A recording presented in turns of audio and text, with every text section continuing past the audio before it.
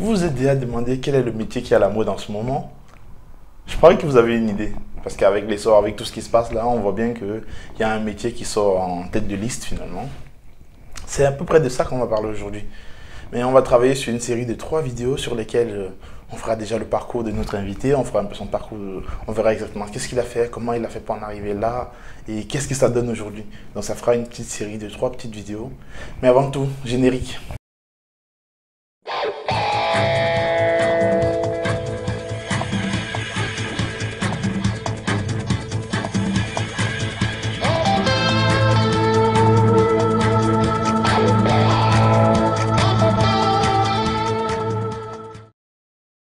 Bonjour tout le monde, j'espère que vous allez bien. Bienvenue sur Un jour un métier. Aujourd'hui, on est avec Georges. Bonjour Herman. Bonjour, ça va? Très bien et toi? Ça va. On est à Lyon aujourd'hui, décembre 2020. Ouais. On est en France. Pourquoi la France au fait? Très bonne question. Tu sais, j'ai un parcours assez, certains diront chaotique, mais plutôt spécial. Comment dire? Je n'arrive pas en France directement pour mes études, parce que comme tout le monde, je m'expatrie pour mes études supérieures. Donc, j'obtiens mon bac au Collège de la Salle en électrotechnique, donc en F3. Donc pour ceux qui ne connaissent pas, c'est tout ce qui est électricité, mais plutôt industriel. Après mon bac, que j'ai obtenu assez tôt, en 2008, ouais, à l'époque j'avais 16 ans. Je donne l'âge pour expliquer. Bien sûr, totalement. En 2008, pourquoi les choix, voilà. En 2008, tu as 16 ans Voilà, et donc, tu obtiens ton bac. J'obtiens mon bac. C'est quelque chose de rare déjà, je tiens à le préciser. Tout le monde n'a pas. En moyenne, on a le bac à 19 ans autour. On a le bac autour de 19 ans au Cameroun. Au Collège de la Salle, c'est à Douala exactement. C'est ça. D'accord. Donc du coup, je précise bien que je parle d'âge, ce n'est pas pour dire que j'étais quelqu'un de spécial ou quoi que ce soit, non. C'est vraiment parce que mon âge va expliquer pourquoi justement mon parcours est comme ça. Donc quand j'obtiens mon bac, déjà je suis en technique à de la Salle, ce n'est pas mon choix. Donc c'est mes parents, surtout ma mère, qui avaient décidé que vu que j'avais un oncle qui avait fait électrotechnique, qui travaillait à Tratafrique et qui avait une vie plutôt bien posée, le tonton qui a réussi. Financièrement stable. Financièrement stable. Donc elle s'est dit, toi aussi tu vas faire électrotechnique. J'ai fait mon collège au lauréat, collège des lauréats. J'étais en général, tout allait bien. Et pour la petite anecdote, j'étais supposé faire seconde A4. On m'avait orienté en A4. Genre parce que justement dans mes notes on voyait que j'étais plus à l'aise avec les lettres, la culture G, l'histoire et tous les trucs. Donc les maths et tout, je me débrouillais, j'étais pas mal, mais j'étais mieux en lettres. C'était déjà ton fort. Voilà, déjà premier truc, on dit ça à mes parents, ils disent, il va faire quoi avec les lettres? Je connais comment on dit au pays. Donc après ça, ma mère dit plutôt que elle va faire plutôt totalement 180. Il ne part pas en lettres, il ne part pas en général, il va aller faire la technique. Donc, déjà, je ne sais même pas ce que c'est.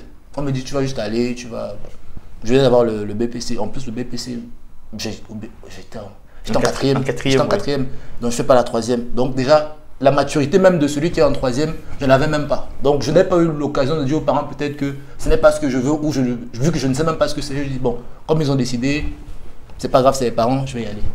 J'arrive à de la Salle, tu sais, l'enseignement technique, tu vois, les darons, les gars âgés. Oui. J'arrive la plus petite de la classe et tout. C'est déjà rien à voir. 0 filles dans la classe. T'imagines même que pour le développement psychologique, entre guillemets, c'est chaud de quitter d'une classe où vous êtes peut-être 60. Où il y a plus de filles. Plus de filles. Juste dans un environnement où il y a d'abord les pères d'enfants. Et... Bon, ça c'est juste pour se poser le cadre. Mais sinon, les 3 années se passent super bien. J'arrive à obtenir mon bac quand même. Donc, ce qui est drôle, c'est que dans les matières, on avait 2 parties. Autant pour le probatoire que pour le bac technique. On a les parties d'enseignement général et les parties d'enseignement technique. Imagine bien mes notes en technique à chaque fois. J'étais toujours à 10, 11, alors que les matières générales, c'est ça en fait qui montait ma note. Donc comme quoi, peut-être je n'étais vraiment pas au bon endroit. Je jouais le maintien en fait. Donc juste assez pour valider mes diplômes. D'accord. Mais par rapport à ça, je tiens à préciser un truc. Je ne sais pas si vous qui regardez, vous l'avez remarqué, mais la plupart des gens qui interviennent sur la chaîne, qui ont commencé des études en Afrique, il y a toujours un lien direct entre les parents et leur choix de parcours. La plupart des gens disent par exemple que les parents ont voulu qu'ils fassent médecine ou encore qu'ils deviennent avocats et des trucs comme ça. Et toi, ta maman notamment voulait que tu ailles en technique. Ouais. Mais est-ce que c'était pour compenser quelque chose? Je veux dire, pourquoi est-ce que c'est parce que l'oncle avait réussi en technique et qu'on voulait que tu sois comme lui? C'était le seul repère où à un moment donné, les enseignants n'ont pas suivi. Je veux dire, tes enseignants n'ont pas appuyé un peu en disant que, bah, vu ses résultats, ce n'est que la. Enfin, il sera meilleur en littérature, par exemple.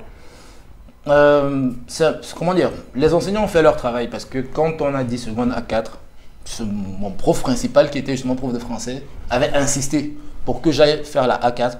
Ou au pire des cas, quand ma mère a dit non, la A c'est mort, il a dit bon, laissez-le au moins faire la C.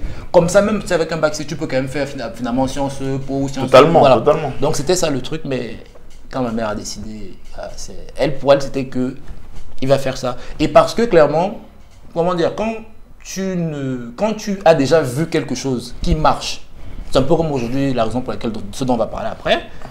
C'est difficile que quelqu'un vienne te dire va plutôt ici pour un truc que tu n'es même pas sûr que ça va marcher, alors que tu as une solution qui fonctionne. Voilà, donc du coup, elle s'est entêtée, elle a dit bon, mon frère a fait ça, ça a donné. Mon fils va aussi faire ça. Tout simplement. Or, elle ne savait même pas clairement c'était la corrélation études-métier derrière. En fait, c'est juste que ton oncle a fait ça, tu t'en sors plutôt pas mal à l'école, donc tu vas aussi faire ça. C'est juste comme ça. D'accord. Donc finalement, c'est de la bienveillance quelque part. Oui, bien que n'étant pas en corrélation directe avec ton parcours d'études ou tes passions à toi, mais au moins, il faut quand même préciser que c'est par amour, entre guillemets, parce qu'elle voudrait que son fils soit à l'aise comme l'oncle ou du moins comme le petit frère, notamment. C'est exactement ça. Voilà, donc c'est un peu cet aspect-là. Mais bon, il faut quand même dire qu'aujourd'hui, en 2020, en tout cas les futurs parents, il faudrait qu'on ait une approche un peu différente, en tout cas. Ouais. Et c'est aussi le but de la chaîne, notamment, c'est de permettre aux gens d'avoir un regard un peu plus pertinent, finalement, plus en adéquation avec nos réalités sociales, entre guillemets. Et du coup, tu es allé à de la salle, c'était de la technique, tu sortais de la générale, tout le contraste et tout. J'arrive à comprendre le différentiel d'âge, notamment quand on arrive à 14 ans, non, même pas, puisque tu as eu ton bac à 16 ans. Tu arrives à 13 ans par là, en technique, avec des gens qui doivent avoir 20 ans et plus, parce que j'en sais quelque chose, je suis passé par là. C'est exactement ça. Comment ça se passe? Bah écoute, honnêtement, ce qui me sauve, c'est que, je vais juste rebondir, c'est que à notre époque quand même, ça commençait à être un peu démocratisé. Parce qu'aujourd'hui, il y a des gens qui ont le bac à 12 ans même. Ça commençait à être démocratisé parce que beaucoup de parents voyaient qu'il y a certaines classes qui ne sont pas indispensables. Donc ça fait que dans ma classe, nous étions peut-être 2 ou 3 avec le même âge. Et du coup, directement, ça a matché. Donc, notamment, je vais faire un petit clin à mon ami Patrick Ipois, qui était justement major de notre promo. Et finalement, en seconde, c'est en seconde générale. Après, en première, ça vire F3 ou F2. C'était donc mon challenger, même si tu veux. Ah oui. Et lui en plus, il avait fait plutôt un CAP. Donc, pour lui, c'était en fait, il a fait tout le parcours. Donc, il était dans son environnement. Mais heureusement, comme on était dans la même tranche d'âge, donc c'était mon pote et en même temps la personne qui me tirait. Bien sûr. Donc c'est comme ça que ça s'est passé. L'adaptation s'est plutôt bien passée. Et même les aînés, entre guillemets, étaient tellement bienveillants parce que la plupart avaient ce sentiment de protection, comme j'étais comme le petit frère de la classe en fait. Totalement. Donc c'est ça qui a fait que je n'ai pas été, que ça n'a pas été une mauvaise expérience. C'est vrai que je ne comprenais pas forcément tout ce qu'il se disait parce que c'est pas la même tranche d'âge. Totalement. Mais on m'a tellement bien accueilli. Et aussi mes profs m'ont vraiment beaucoup couvé parce qu'ils avaient compris que si on me laissait peut-être faire ce que je veux ou faire, je pouvais, voilà. Et j'ai été très bien encadré en fait. D'accord. Et du coup, il y a une question que je me pose bien. À 13 ans, je pense que tu ne savais. Certes, tu étais plutôt à l'aise dans tout ce qui est littérature, mais je ne pense pas qu'à ce moment-là, tu savais exactement ce que tu avais envie de faire. Honnêtement, non. Je ne savais pas du tout, même pas du tout, parce que si je savais ce que je voulais faire, je suis sûr qu'avec le caractère que j'avais avant, je n'étais peut-être pas têtu ou truc, mais quand quelque chose me plaisait ou me tenait à cœur, je le faisais les moyens. Voilà, j'allais dire à ma mère que non, clairement, l'autre ici, c'est pas pour moi. Mais vu que je n'avais pas d'alternative, et je ne suis pas celui qui critique pour critiquer, donc comme je n'avais pas d'alternative, ma mère a dit bon, je propose un truc. Vu qu'elle a proposé quelque chose, j'ai dit bon, va pour. Et c'est maman. En même temps, à 13 ans, ta mère, quand ta mère dit tu fais, tu sais comment. Bien sûr. Bon, totalement. J'ai juste dit bon, je fais. Et je ne me suis pas plus posé de questions. Et quelle a été finalement, parce qu'aujourd'hui, notamment, tu n'es plus dans l'électrotechnique, clairement. Mais quelle a été la part de passion dans ces 3 ans-là de la salle? Pour être honnête, vers la fin, c'était un calvaire. Parce que, par exemple, je me rappelle les ateliers de câblage, ce qu'on appelle câblage. Donc, c'est quand vous apprenez à faire les montages, comment faire un branchement en série avec l'éclairage. Totalement, oui. Double allumage, série, parallèle, machin, tous ces trucs-là. Les autres prenaient un plaisir, tu vois, par exemple, ceux qui avaient le CAP, pour eux, c'était Un jeu. un jeu. Tu vois, par exemple, les câbles étaient bien droits, il y avait des techniques, par exemple, pour que le câble soit tendu, tu le mets au sol, tu le roules et tout. Ces astuces-là. Tu vois, pour certains, c'était tellement simple. Et à côté de ça, tu avais ceux aussi qui venaient de l'enseignement général, parce que je n'étais pas le seul. Il y a plein de gens qui font ça. Après la troisième, ils viennent en seconde technique. Et eux, tu sens que c'est quelque chose qui les intéressait. Donc, en même pas 6 mois, tu en as qui faisaient des câblages, on dirait des capistes en fait. Or, moi, j'avais ce truc où je n'étais pas dans mon élément parce que peu importe les efforts que je fournissais, j'avais toujours des trucs approximatifs. Et ça m'énervait parce que, gars, moi, j'étais toujours un challenger. J'étais mon pote qui était devant, moi, j'étais deuxième, fallait que je. Et lui, par contre, ces trucs-là, il était amer. Tu vois un peu ce que je veux dire. Et ça m'a un peu frustré. Donc, ce qui fait que plus ça allait, moins ça allait. La chance, c'est que quand on est passé en première, il a leur F2 en électronique, je suis à leur F3. C'est là où j'ai eu la chance que là-bas, bon, j'ai pu dicter ma loi. Mais même dans ça, c'était pas dans la technique en fait. C'était parce que, par exemple, les capistes, généralement, si je peux me permettre, n'étaient pas intéressés par l'être, tout ce qui est, oui, tout ce qui est général, totalement. Tu vois les préjugés et tout. Totalement. Donc, ce qui fait que c'est là où moi, en fait, t'excellais. J'excellais maths, physique, histoire, géo, anglais, les trucs comme ça. C'est là où moi je prenais mes points et je me débrouillais avant même un 14 pendant que peut-être la moyenne de la classe était à 16 en câblage. Tu vois ce que je veux dire? Donc j'étais même en sous-moyenne, mais ça m'a... Parce que finalement, si tu as un enseignement à 40 ou 60% technique, or c'est les 40% des générales qui t'intéressent, pourquoi être en technique en fait? Donc j'ai juste fait le maintien jusqu'à la fin, obtenir mon diplôme et trouver autre chose à faire en fait. C'est ce sentiment qui revient honnêtement après toutes ces 3 années là. C'est juste que je faisais mais clairement... Mais ça devient intéressant. Et quand tu passes ton bac électrotechnique, ouais. Est-ce qu'à un moment donné dans ta tête tu te dis je vais travailler dans ce métier là? Parce que techniquement au Cameroun avec un bac sorti de la salle, ouais. J'ai mes copains de classe, ils travaillent avec leur bac, hein, ouais. Mais ils ont travaillé avec leur bac totalement. Ouais. Est-ce que toi tu t'es dit à un moment, aujourd'hui j'ai un bac électrotech, si on me recrute dans une boîte, je peux y aller, enfin des trucs comme ça?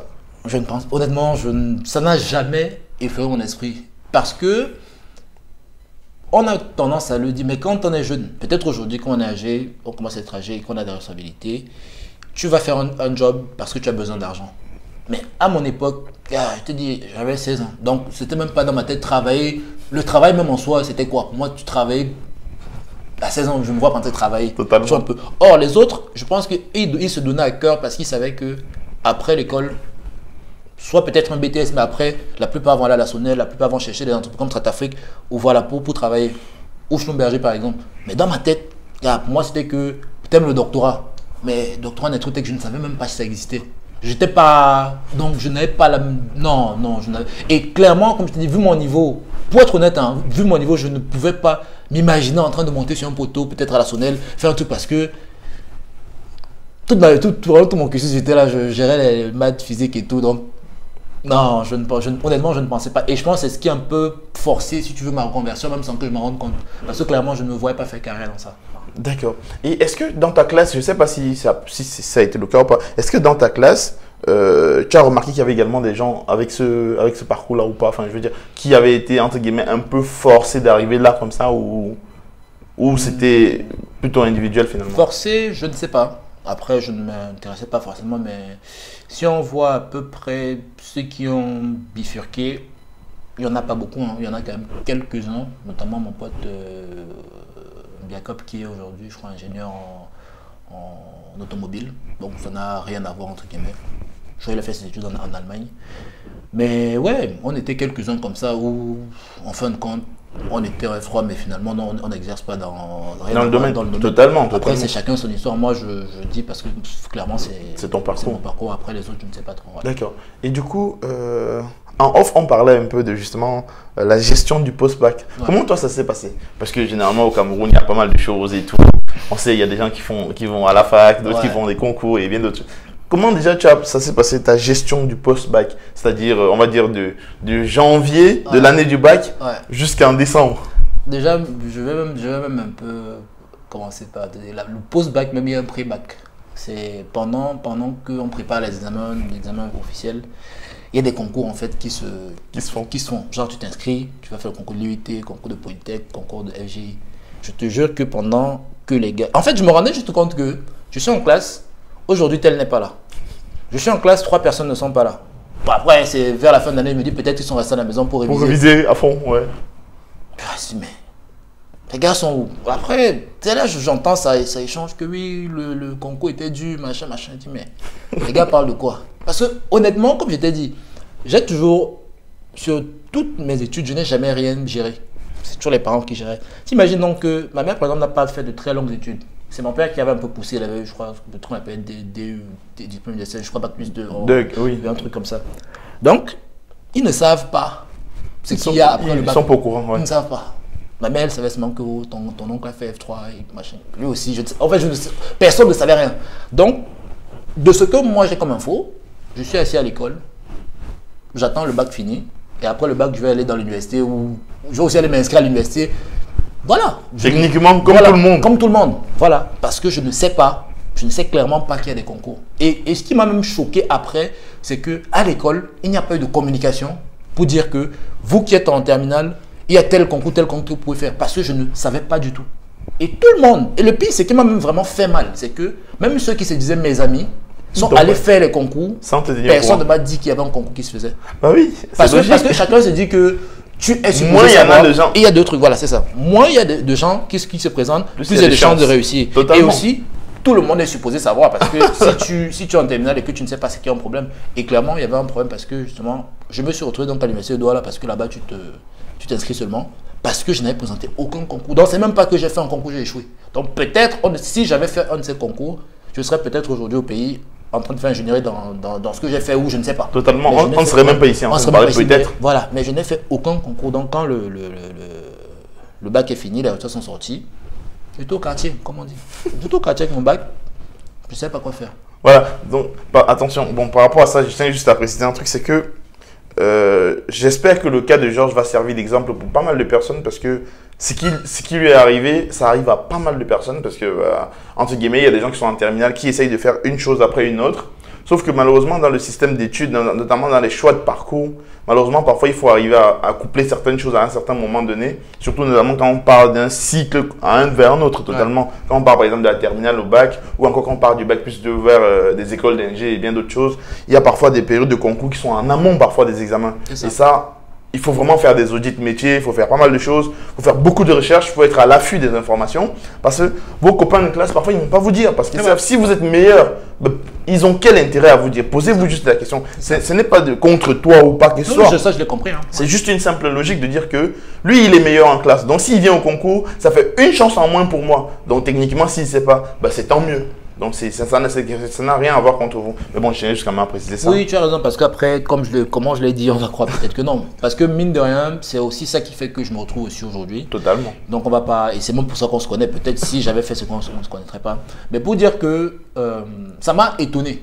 Clairement, à l'époque, je m'appelle, je l'ai dit, c'est un truc que je n'ai jamais dit, mais honnêtement, à l'époque, ça m'avait fait mal. Parce que j'étais jeune et je les considérais tous comme mes grands frères, tu vois un peu. Et je suis étonné que, mais comment les gars savent qu'il y a le concours et moi je ne sais pas. Personne ne peut me dire que mon petit va t'inscrire parce qu'il y a le concours de tel. Parce que je te jure que je ne connaissais pas. Je suis resté comme ça. On me dit les concours de l'UIT sont sortis. Donc il y avait un concours. Donc il y avait un concours de politique. Et c'est vrai là, je me dis, mais peut-être je ne connais.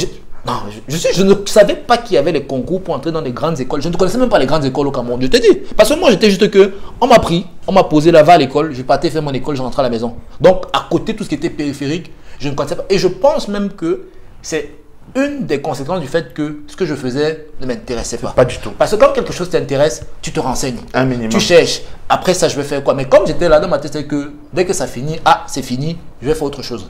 Mais totalement. Je n'ai jamais cherché en fait à savoir à côté, tu vois. Oui, donc je pense que c'est aussi, pour ne pas remettre la faute de mes soucis, j'aurais peut-être dû aussi être plus proactif, mais bon, voilà. Donc j'arrive à comprendre. Attention, par rapport à ce qu'il a dit qu'il ne connaissait même pas les écoles au Cameroun. Mon but aujourd'hui, quand je travaille sur ces projets-là, c'est pas uniquement de faire des chaînes YouTube où on parle d'orientation de parcours. Il y a également une plateforme sur laquelle on travaille en ce moment qui va bientôt être opérationnel qui est censé référencer toutes les filières universitaires du Cameroun, d'ailleurs toutes les filières, tout ce qui concerne le parcours estudiantin au Cameroun qui sera opérationnel d'ici début janvier. Donc n'hésitez pas à aller dans la barre de description, regardez déjà si vous avez des envies, ça nous intéresse. Ça s'appelle jopen.com, c'est dans la barre de description. Allez jeter un coup d'œil, ça nous intéresse bien vos retours par rapport à ça. Bon, c'était juste une petite parenthèse par rapport à ça parce qu'on essaye quand même d'apporter quelque chose par rapport à ça parce que malheureusement jusqu'à aujourd'hui il n'y a pas encore que ce soit un site de l'État ou pas, Il n'y a rien aujourd'hui au Cameroun qui permet aux gens de connaître ne serait-ce que toutes les filières disponibles. Non, et malheureusement, c'est, j'ai envie de dire, déplorable parce que c'est quand même le Cameroun. Il y a quand même suffisamment de têtes pour pouvoir apporter ce genre de solution-là. Et du coup, n'ayant pas fait de concours, ayant réussi ton bac entre guillemets avec brio, tu t'es retrouvé à l'université de Douala. C'est quoi le... Je veux dire... non, mais je ris parce que c'est... l'université de Douala, j'arrive... Tu sais, déjà même comment j'arrive là-bas. Je suis à la maison. Ma mère à la maison, on est assis, on se regarde. Elle me dit, ah, c'est bon, tu as le bac et tout. On fait maintenant comment? Moi, c'est la question que on fait comment? On se regarde. Est-ce qu'elle est connaît? Elle ne sait pas. Et tu as 16 ans. Elle ne sait pas. Moi, monsieur là, je ne sais pas. La chance que j'avais, c'est que j'avais un grand au quartier, Landry Kamga, qui était à l'université de Douala. Il était en licence ou master maths physique. C'est un grand du quartier que j'appréciais beaucoup. Et du coup, il me dit, mon petit, il vient me féliciter pour le bac et tout, machin. Il dit à la mec, mais le programme, c'est comment? Je dis, est-ce que moi-même je sais?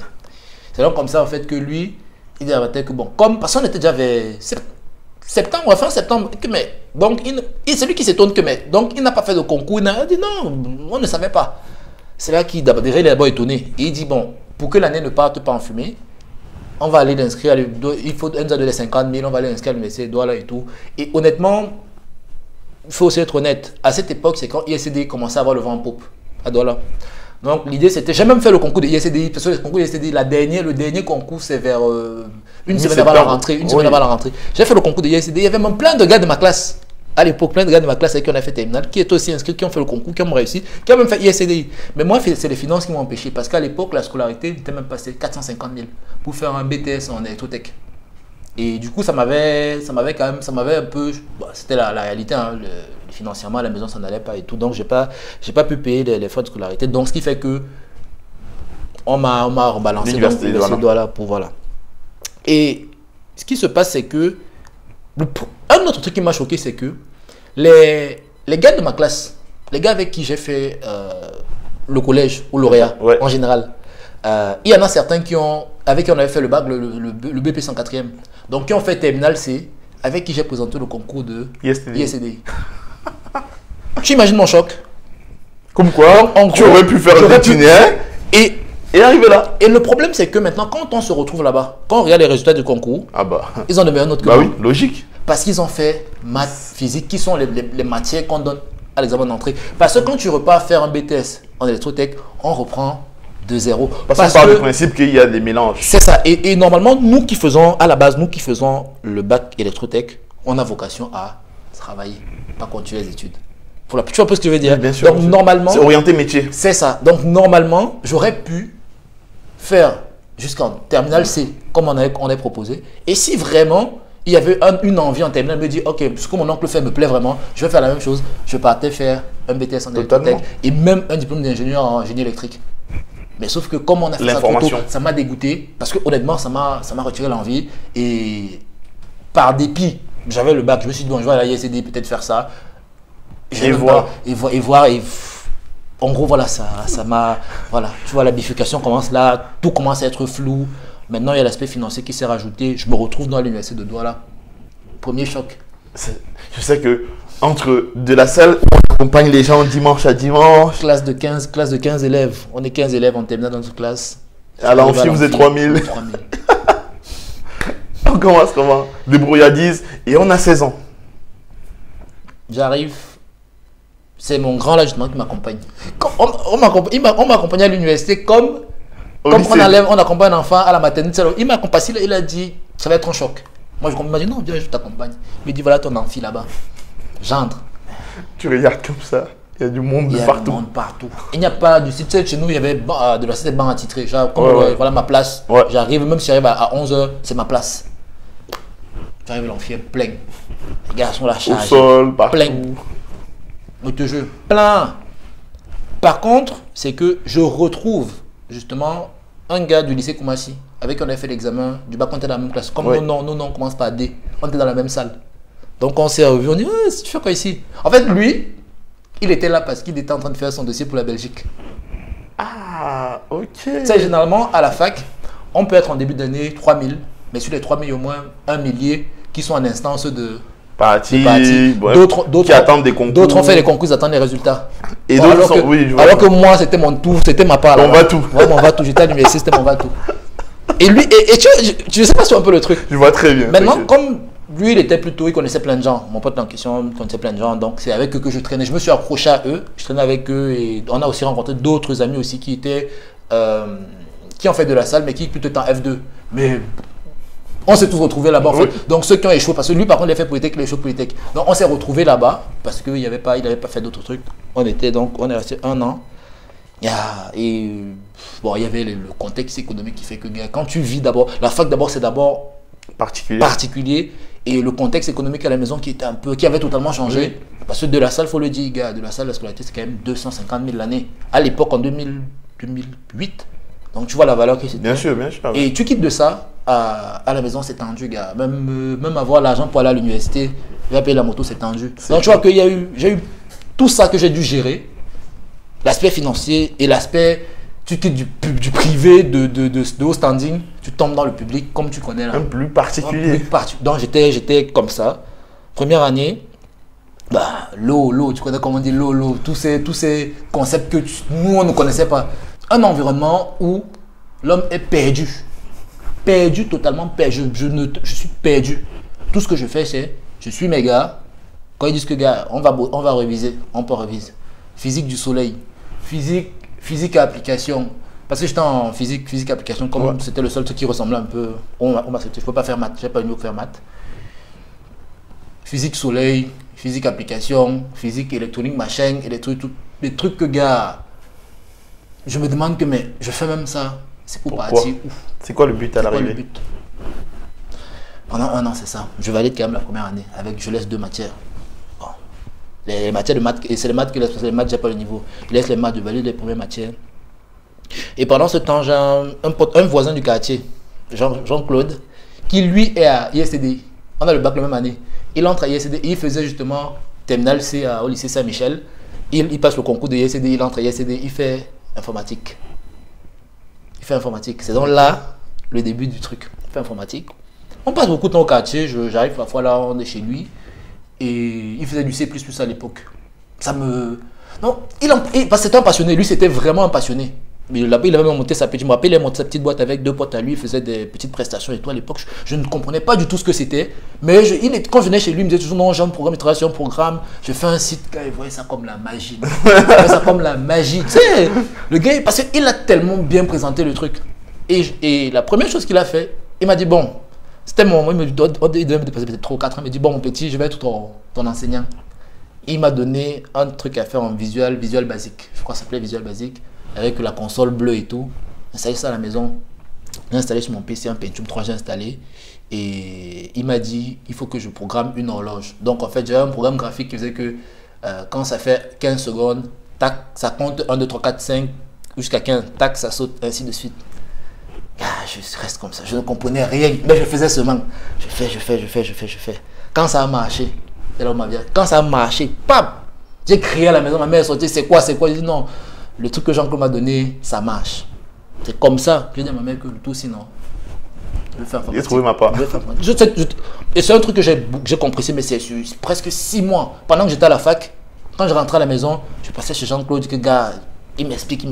J'ai fait ça marche pas. Quand il passe en bas, que gars, un peu, il m'explique.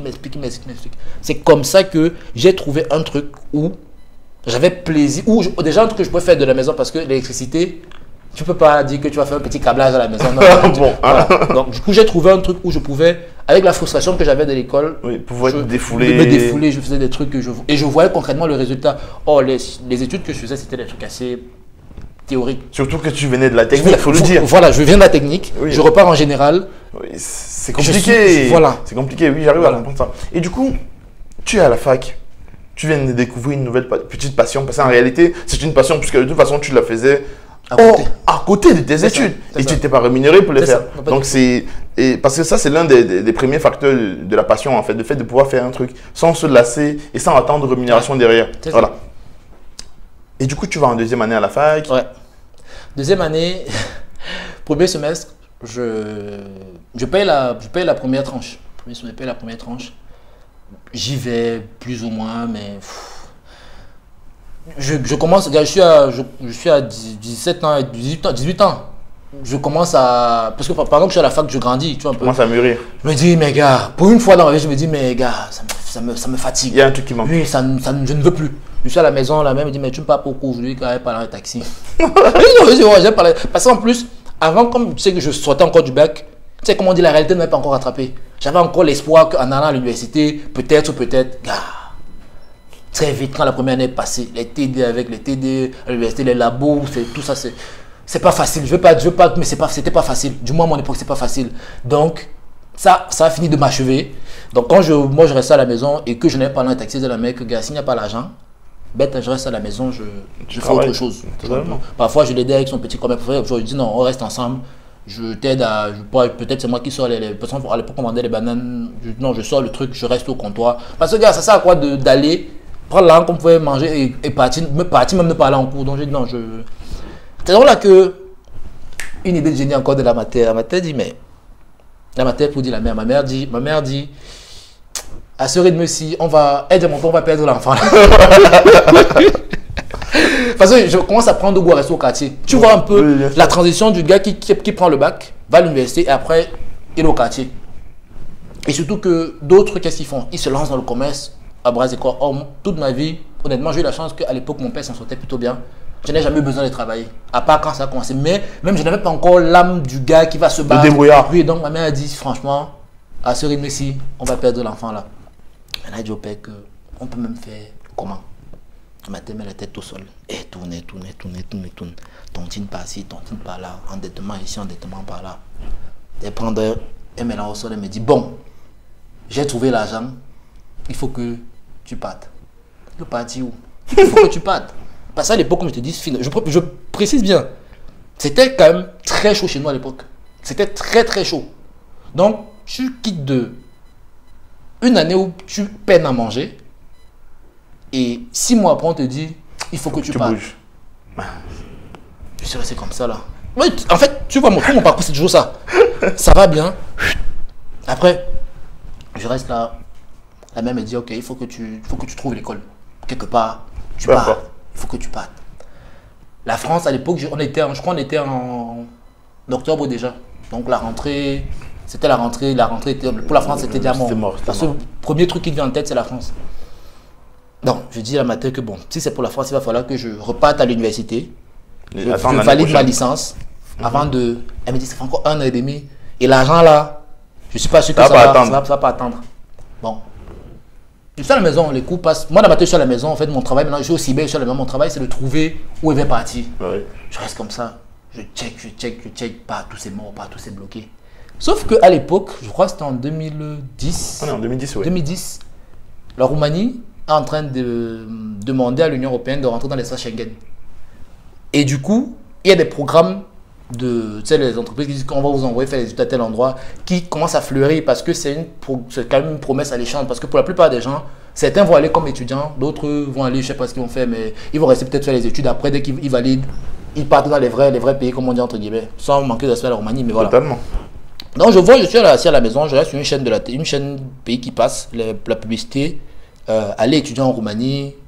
Email c'est 6 millions, c'est 4 millions. Bref, j'ai pas vu. Mais email, informatique, électronique, machin, rentrée, machin 2010. Donc, j'étais en septembre là, il disait octobre. Bon, dans ma tête, je me dis, s'ils mettent encore la publicité, même si on est en septembre, ce qu'il y a peut-être encore moyen. Il y a encore une marge, ouais. J'appelle. Le type me dit, oui, je suis à l'hôtel Le Watt. Venez, machin. Il m'explique. C'est comme ça que c'est la procédure. Et je pars quand même en décembre parce que finalement le visa soit un peu tard, mais en décembre, j'arrive à Bucarest, décembre 2010, j'arrive en Roumanie et je m'étais inscrit en quoi à ton avis? École d'ingénieur en informatique. Parce que justement j'avais le choix soit informatique, soit électronique, mais comme j'étais déjà dans le bain avec mon pote qui m'avait donné, j'ai dit à la Rémi que non, le tout si je sais ce que je veux, je vais aller faire informatique. C'est comme ça que le pote ne peut pas en école d'ingénieur en informatique en Roumanie. D'accord. Ouais. Bon, alors, comme je vous disais au début de la vidéo, pour que ce soit un peu plus digeste pour tout le monde, on va faire une première coupure déjà à ce niveau. J'espère que vous êtes resté jusqu'ici, car son parcours est vraiment époustouflant, j'ai envie de dire. Plein de rebondissements, ce qui permet de comprendre que malgré qu'il soit Je ne veux pas dire ce qu'il est aujourd'hui, en tout cas on en parlera dans la troisième vidéo. En tout cas, malgré le statut qu'il a aujourd'hui, on voit quand même qu'il est passé par des étapes très compliquées, parfois très intéressantes, parfois très très bien même d'ailleurs, hein, parce que voilà. On peut aussi avoir un parcours comme le sien, hein, totalement, et ne pas perdre espoir. Donc, je vous invite à mettre un commentaire, à mettre un pouce bleu, à nous dire ce que vous en avez pensé, mais surtout à venir, entre guillemets, regarder la prochaine vidéo parce qu'on va faire une petite coupure quand même pour que ce soit plus digeste pour tout le monde. C'était Herman, on est sur un jour métier. Ciao, ciao.